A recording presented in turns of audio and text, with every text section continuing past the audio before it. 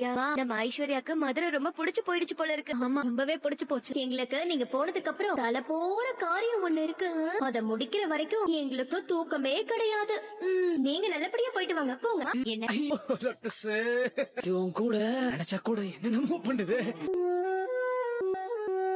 தமிழ், இந்த ஜூஸ் குடி. இல்லடி, எனக்கு வேண்டாம். குடிடி.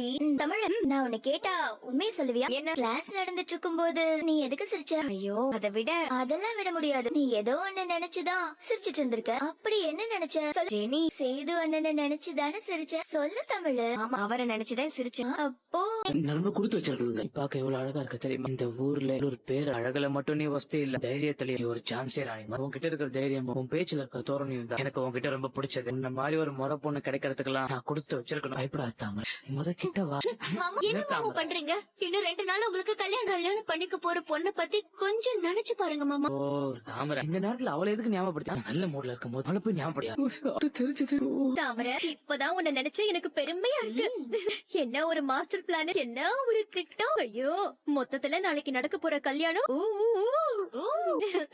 சரி, வா போலாம்.